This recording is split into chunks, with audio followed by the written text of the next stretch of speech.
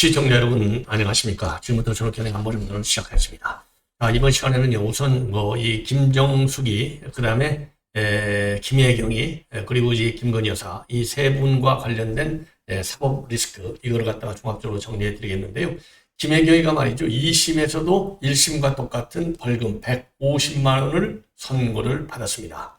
자, 재판장 제대로 얘기했죠.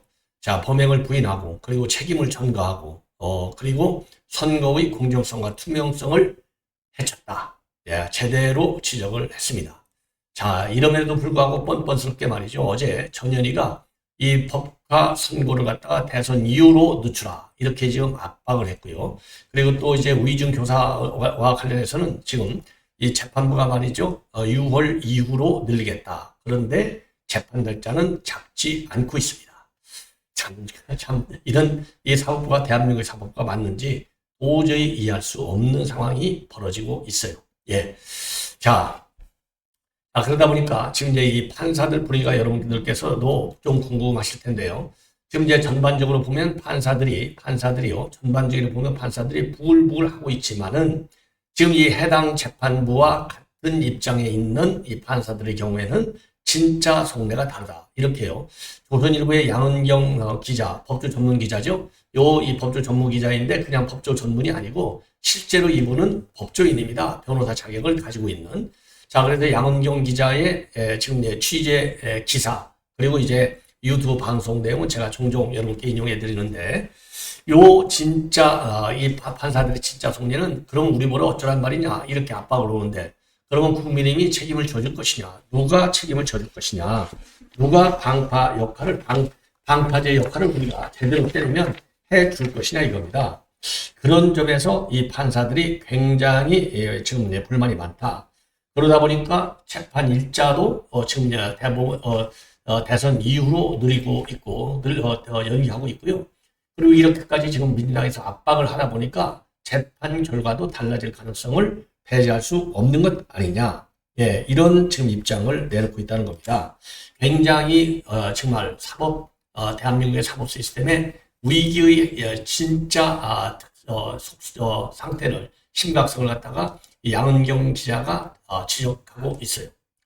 자, 그리고요, 지금 이제 김정숙에 관해서는 곧가 특수활동비 사용된 거, 대통령 기록관을 갖다가 압수수색을 하려다가 이게 잘 안 됐는데요. 최근 지금 경찰에서 밝힌 내용을 보면은요, 일부 자료를 압수해서 검토 중에 있다. 이렇게 보도가 나오고 있고요.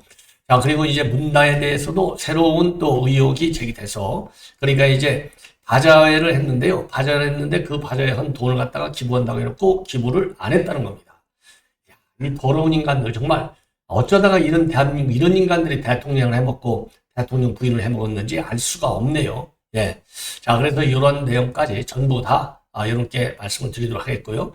그 다음에 이제 우리 국민의힘으로 들어와서 오늘요, 중앙선대위에서 김문수 후보가 탈북자 출신의 비례대표 의원인 박중건 의원을 단상으로 불러서 북한 실상을 과 관련된 대화를 나누면서요. 정말 북한까지 부유하게 만들 수 있는 정당이 어디냐?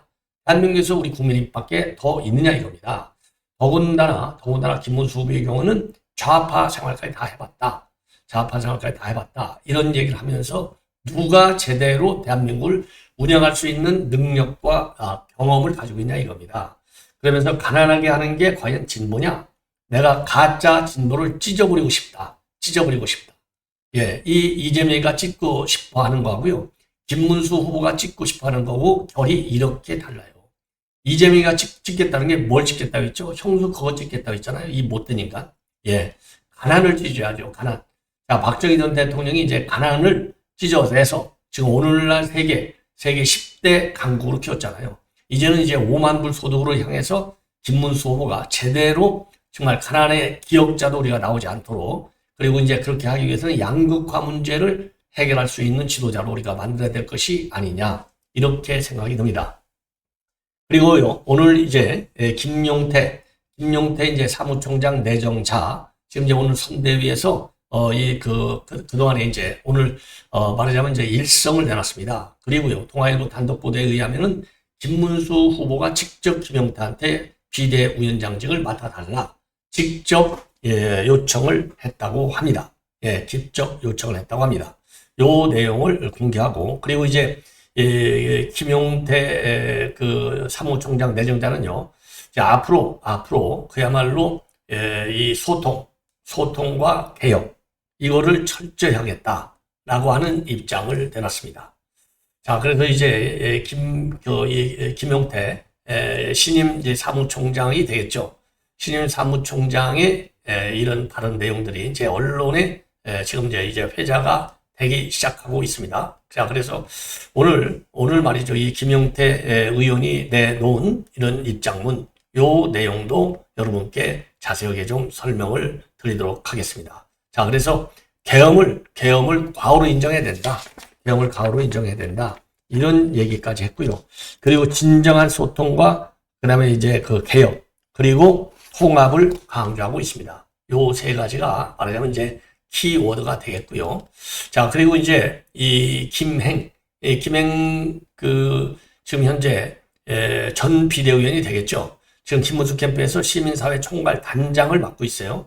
자, 이 전 비대위원의 또 입장문도 함께 여러분께 말씀을 드리도록 하겠습니다. 자, 먼저 이 김혜경의 오늘 뭐 이제 이 얘기를 하도 많이 들으셔갖고 여러분들 뭐 내용 다 아시죠? 2021년도 8월 2일 날, 그러니까 민주당 경선 때 광화문 그러니까 이제 민주당 경선이 아니고 죄송합니다. 2021년 8월에 그러니까 이제 대선 국면에서 광화문 근처에서 중식당에서요, 전현직 중진 의원들 부인 3명하고 본인의 운전기사, 그리고 이제 변호사였던 수행원 6명에게 10만 4천 원짜리 10만 4천 원 상당의 식사 대금을 경인도 법인카드로 결제한 혐의가 있습니다. 자, 요게 하나 있고요. 그 다음에는 이제 법카, 경기도 법카, 이거를 이거를 갖다가 이제 사적으로 유용한 혐의, 이거 배임 혐의죠. 그러니까 이거는 이제 허위사실 혐의나 마찬가지가 되는 것이고, 그리고 또 하나는 법카, 그리고 이제 하나는 이 배임 혐의가 되는 겁니다. 배임 혐의는 재판에 넘겨졌는데 아직 재판이 진행이 못 되고 있어요. 예. 자, 그래서 이 10만 4천 원, 요것 때문에 이제 거짓말을 계속해 왔지만 1심에서 지금 벌금 150만 원 선고받았는데 2심도 똑같이 150만 원을 지금 선고를 했습니다. 그동안에 그건 나는 전혀 모르고 배소연이가 한 거야 라고 했고요. 그리고 지금 현 우원식의 부인한테도 거짓말하도록 압박을 한 의혹이 있는 것이죠. 그래서 1심 재판부도요, 피고인인 김혜경의 묵인이나 욕인 아래 기무 행위를 했다. 그러니까 다 안다 이거죠. 그리고 이제 이 김혜경과 순차적이고 암묵적인 의사 결합이 있었다고 판단된다. 그래서 혐의를 인정했고요. 자, 그리고 이번에도 재판부는요, 피고인은 범행을 부인하고 이 배소연에게 책임을 전가하는 모습을 보였고, 그리고 당시 경기 공무원이었던 배 씨를 통해서 범행이 이루어지는 등 선거의 공정성과 투명성을 해할 위험이 상당히 있었다고 보인다. 이러면서 지금 유죄를 때렸습니다. 자, 그런데 말이죠. 이재명과 관련해서는 우이준 교사, 이 항소심을 담당하는 서울고법 형사 3부인데요. 서울고법이 참 문제가 많네요. 형사 3부 재판장이 이재권 형사 3부가 이번에 말이죠. 지금 이재명의 재판도 이재명의 재판이 형사 7부죠. 예, 죄송합니다. 형사 7부가 지금 연기를 시켰지 않습니까? 그런데 이 우이준 교사 담당하고 있는 형사 3부도 또 재판을 연기시켰고, 이번에는 아예 날짜를 아예 안 잡았어요. 주 지정으로 변경했습니다. 이거 날짜 아예 안 잡았다는 얘기는 뭐 어차피 대통령 될 가능성이 많은데 뭘 하고 날짜 잡냐? 어차피 재판 못 할 건데, 이런 자포자기 의식이 있지 않았나? 예, 상당히 우려스럽다. 자, 그러면서요, 서울고법에서는 피고인이 지난 주말 대선 후보로서 등록함에 따라서 공판 기일 변경이 불가피했다. 이렇게 설명하고 있어요. 자, 이게 말이 되는 겁니까? 자, 그래서 공직선거법, 대장동, 우이준 교사 모두 재판이 연기가 됐어요. 예, 모두 재판이 연기가 됐다. 그야말로 대한민국 사법 시스템의 본격적 위기가 지금 불어닥치고 있다. 이렇게 봐야 되는 것이죠. 자, 그래서 말이죠. 지금 대북 송금하고 이 법카를 제외한 나머지 재판은 모두 대선 전까지는 다 중단이 됩니다.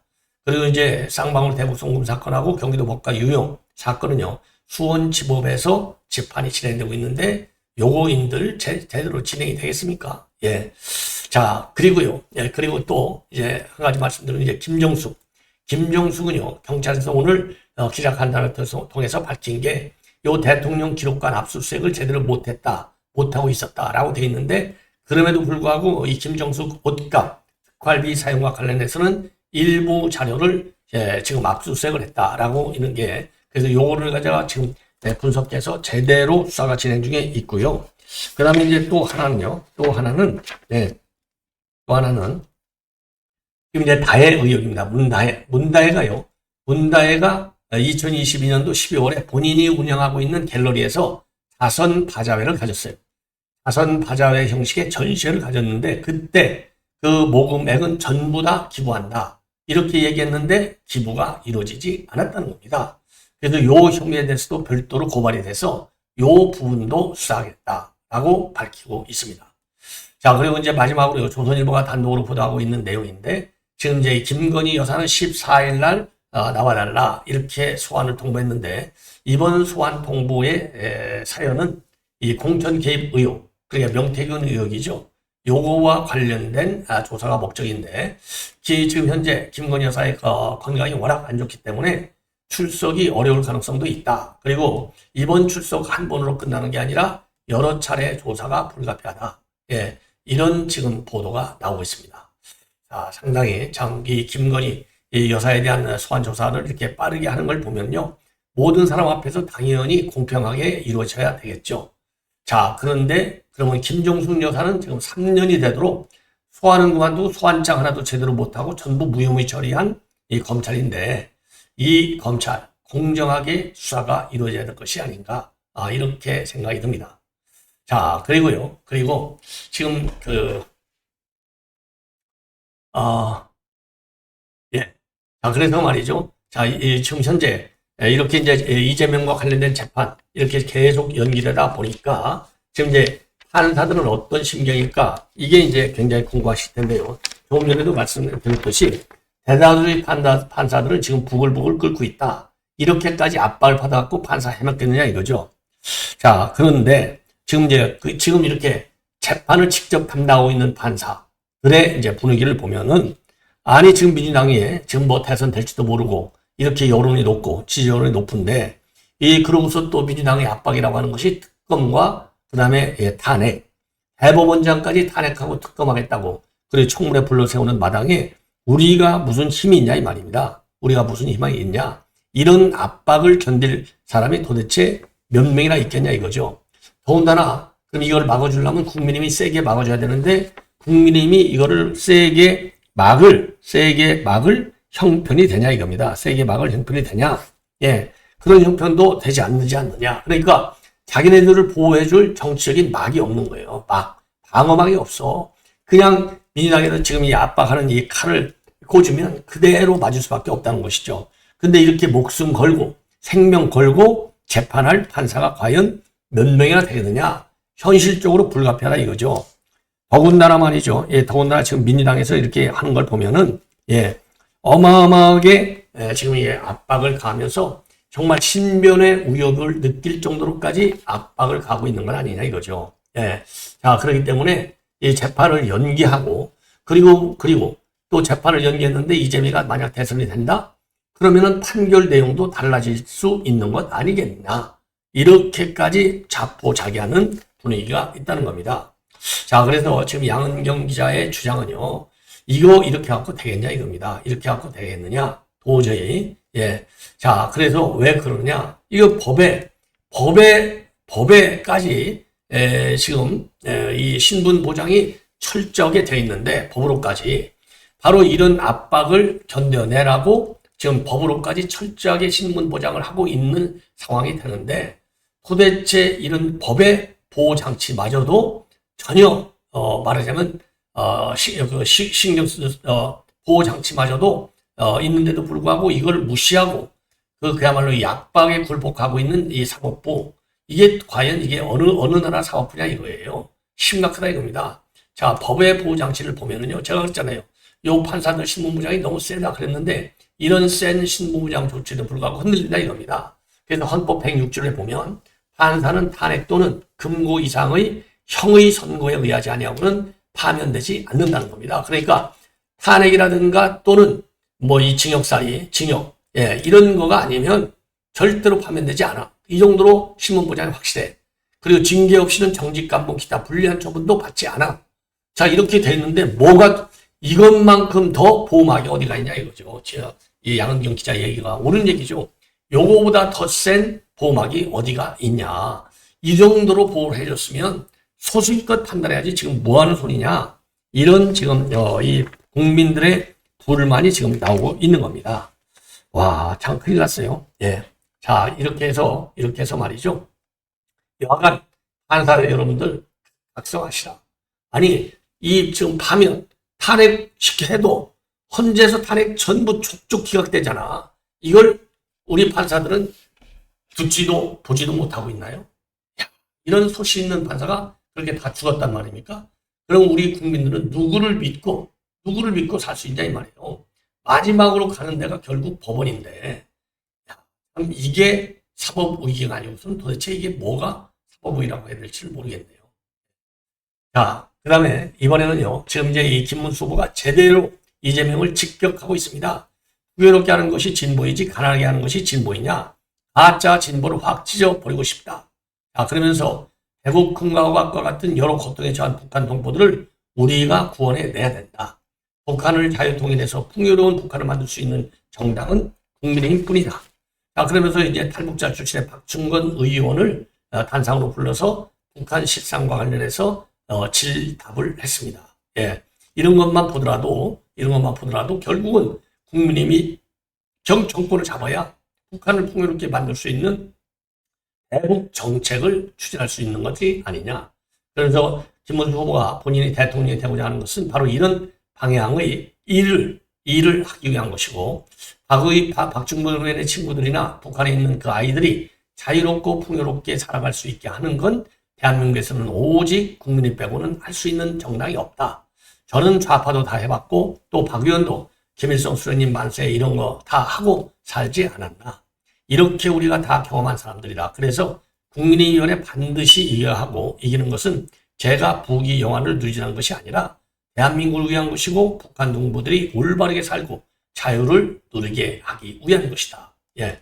아, 그리고요. 예, 그리고 좀 이제 김문수 이제 후보가요, 김용태 의원한테 직접 마음껏 정치개혁을 해달라. 그러면서 직접 사무총장직을 제안했다고 합니다.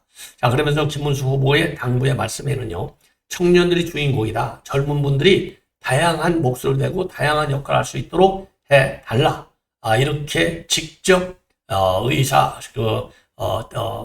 맡아달라. 이렇게 제안을 요청했다고 합니다. 예, 통화를 통해서. 그래서 고심을 했지만 수락하겠다고 답을 했고, 이 김용태 의원은요, 사무총장 내정자는 김문수 후보한테 국민들이 국민의힘에 많이 실망한 이상 당을 개혁하기 위해서는 후보 생각과 다른 메시지가 나갈 수 있는데 괜찮겠냐?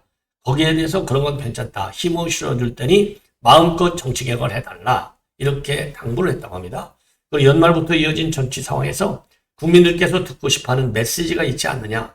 빠르게 논의해서 변화하는 모습을 보일 수 있도록 하겠고, 그러면서 개혁의 적기는 선거다. 대선을 앞두고 큰 변화들이 이루어져 왔고 국민 눈높이에 맞는 개혁을 이루어 나갈 것이다. 이렇게 입장을 밝혔습니다. 자, 그리고 그래서 말이죠. 이제는 본격적으로 이제는 이제 개혁과 대선이 이제 맞물려 들어가는 상황이 됐다. 예. 자, 그러면서 말이죠. 이 김용태 의원은 국민님에게 중요한 거 소통, 개혁, 통합이다. 소통의 핵심은 고운 공대를 구하는 과도로 인정하는 용기, 그리고 당이 스스로 대통령의 잘못에 대해 마땅한 책임을 지우지 못했다는 것을 인정해야 된다. 그리고 젊은 보수 정치인으로 뼈아프게 반성하고 사과드린다. 개헌과 탄핵의 장벽을 넘기기 위해 서로 비난할 수 없다. 예, 비난할 수 없다. 우리가 가야 할 개혁의 길은 진영 정치 자체를 넘어서는 것이다. 예. 그리고 이제 87 체제 적대적 진영에서 진영론 때문에 지금 이러한 위기에 처해 있는데, 보수는 선동적 다수결 민주주의가 아닌 공공선을 위해 소통하고 수기하는 민주주의 7공화국 개헌을 이루겠다. 개헌 얘기를 또 했습니다. 그리고 우리 보수가 가야 할 정치 개혁의 길은 미래 세대가 스스로 길을 여는 정치다. 통합은 국민을 유혹하는 포퓰리즘으로부터 건전한 민주주의를 지키기 위한 통큰 연대다. 오해를 내려놓고 높은 목표를 향해 손을 잡고 함께 힘을 합쳐 신뢰를 회복하는 길이다. 예. 그리고 마지막으로 보수 정치에서 배제되거나 상처받고 떠난 세력들, 같은 상식을 지향하는 사람들이 잘못했어도 인정하고 책임있게 행동하는 사람들이 연대해서 새로운 대한민국을 만들겠다. 자, 짧은 선거 동안 젊은 리더십으로 빠르고 유연하게 보수개혁과 김문수 후보의 대선 승리 비전을 제시하겠다.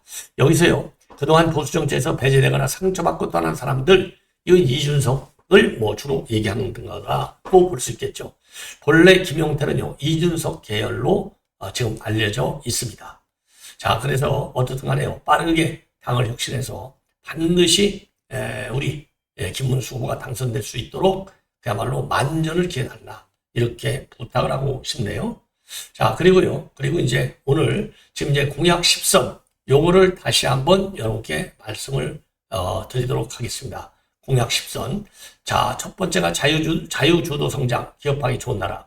여기에서 이제 즉시 한미정상회담도 개최하겠다. 두 번째가 AI, 에너지 3대 강국 도약, 과학기술 부총리를 신설하겠다. 세 번째, 청년이 크는 나라, 미래가 열리는 대한민국, 연금개혁 똑바로 하겠다.